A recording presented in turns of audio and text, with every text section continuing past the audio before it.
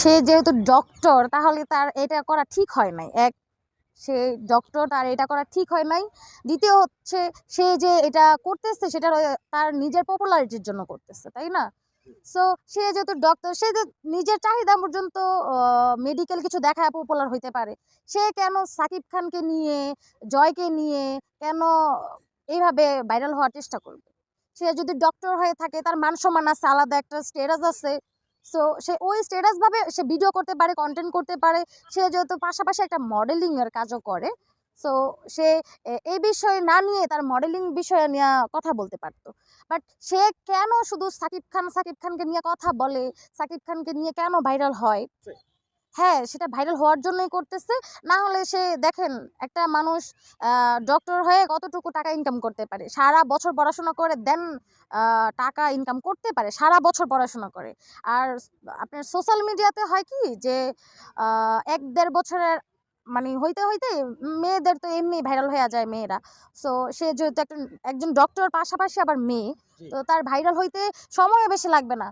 সে এই জন্য ভাইরাল হইতে চায় যে যাতে মিডিয়ার জগতে সে আরো ভালোভাবে ঢুকতে পারে। ঠিক আছে? তো এখন সাকিব খানকে নিয়ে এই জন্য তোলপাড় করতেছে। আবার এটাও বলছে যে উনাকে নাকি শেখ চায়, তারপর হচ্ছে দুবাই শেখেরা চায়। দুবাই শেখেরাই যদি চায় তাহলে তুমি ফকিন্নি টোকাই সাকিব খানের কাছে কেন আসছো? সে তো বাঙালি, তাই না?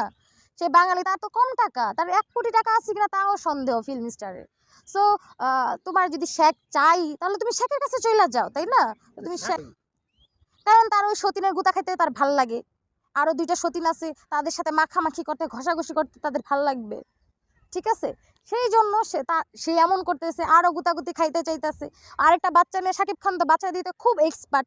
সো সে তাকেও একটা বাচ্চা দিয়া, সে তো ডক্টর, তাকে আরেকটা বাচ্চা দিয়া আপনার চলে যাবে। তখন সে আবার এই বাচ্চা নিয়ে আবার এই ট্যারেং ট্যারেং করে হাঁটবে। তো এটা তো এই জন্যই করতেছে। বিয়ে বসবে কি বসবে না সেটা তো তাহলে উনি ডিরেক্টলি বলতে পারতো, বা ওনার ফ্যামিলি থেকে ডিরেক্টলি বলতে পারতো। শাকিব খানের ফ্যামিলি থেকেও ডিরেক্টলি বলে নাই, বা শাকিব খানও ডিরেক্টলি বলে নাই।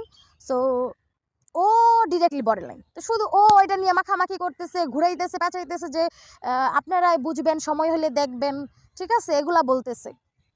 মোটেও না, মোটেও না। অপু বুবলির রূপ এখনো, অপুর দিন আছে। অপুর সাথে এখনো শাকিব খানের ডিভোর্স হয় নাই যেহেতু, ও এখনো মাঝে মধ্যে যখন আপনার বাহিরের দেশে যায় তখন বুবলির টাইম শেষ এখন, কারণ বুবলির একটা বেবি হয়ে গেছে। বুবলিকে আর এখন ভাল লাগে না তার, শাকিব খানের এখন এটা ভাল লাগে না, শেষ। এখন আরেকটাকে ধরবে, সমস্যা কি? যেহেতু ওদের বাড়ি থেকে গুঞ্জন ছড়াইছে যে ও আরেকটা বিয়ে, সাকিব খান আরেকটা বিয়ে করবে।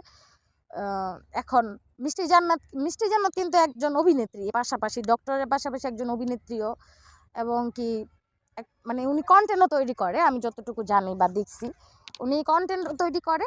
সো ওই হিসাবে উনি মানে আর কোনো মনে হচ্ছে কন্টেন্ট পাইতেছে না, তো শাকিব খানের কন্টেন্ট উনি ঢুকাইছে ওনার কন্টেন্টে, বুঝছেন? আচ্ছা, সে যেহেতু চুমু খাইতে দিছে তাকে, তো সে তো চুমু খাবেই। নারীর প্রতি সব পুরুষরাই আসক্ত থাকে, তাই না?